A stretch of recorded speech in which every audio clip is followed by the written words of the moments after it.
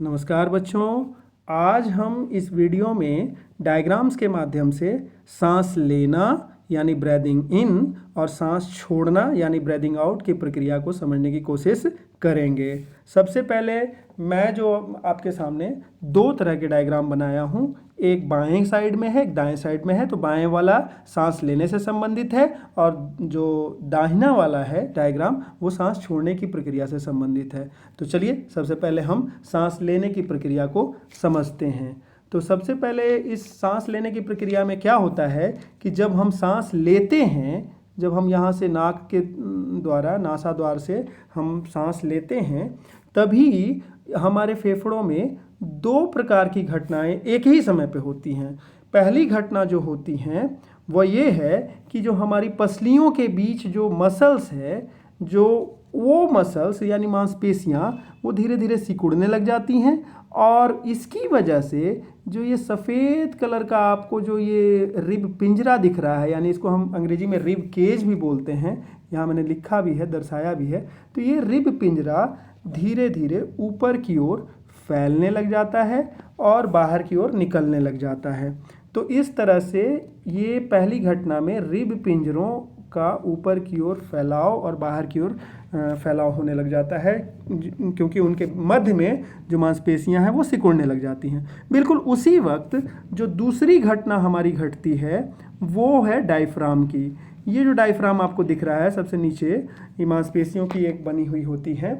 यह धीरे धीरे करके सिकुड़ने लग जाता है और नीचे की ओर आने लग जाता है। तो ये एक नंबर की घटना पहले जो मैंने आपको बताया कि रिब पिंजरों का ऊपर आना, बाहर की ओर आना, और दूसरी नंबर की जो घटना है ये जो आपका डायफ्राम है जो सबसे नीचे होता है, जो हमारे चेस्ट कैविटी और जो पेट की गुहा है, एब्डोमिनल कैविटी, इनको जो डिवाइड करता है, वो भी सिकुड़ने लगता है, जिसकी वजह से ये नीचे की ओर आता है। तो ये दोनों ही घटनाएं, नंबर 1 और नंबर 2, ये हमारे जो वक्ष की गुहा है यानी जो चेस्ट कैविटी है उसके आयतन को बढ़ा देता है। जैसे ही उसका आयतन बढ़ता है उस चेस्ट कैविटी के अंदर का वायु का दाब कम हो जाता है, जिससे बाहर के वातावरण में वायु का दाब बढ़ जाने की वजह से वो जल्दी से, बड़ी तेज़ी से वो नासाद्वार और ये ट्रैकिया यानी विंड पाइप के होते हुए हमारे फेफड़ों में हवा भर जाती है।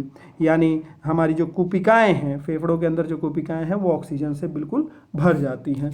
अब हम इस प्रकार से यहाँ पे सांस ले पाते हैं। अब हम चलते हैं दूसरे डायग्राम में, जिसमें सांस छोड़ने से संबंधित घटना यानी सांस छोड़ने से संबंधित हम मैकेनिज्म यानी प्रक्रिया के बारे में बात करेंगे।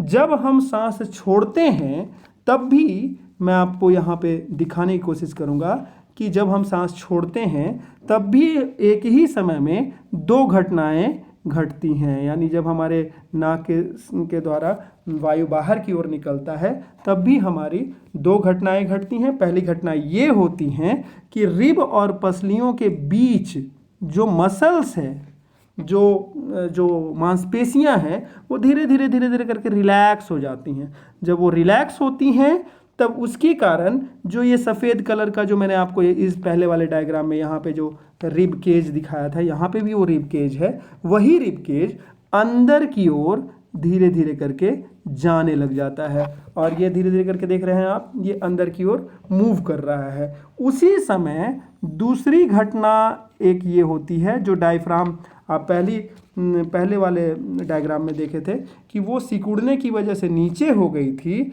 यहाँ पे यह डायफ्राम धीरे धीरे यह भी रिलैक्स होती है और ये धीरे धीरे देख रहे हैं आप ऊपर की ओर जाने लगती है।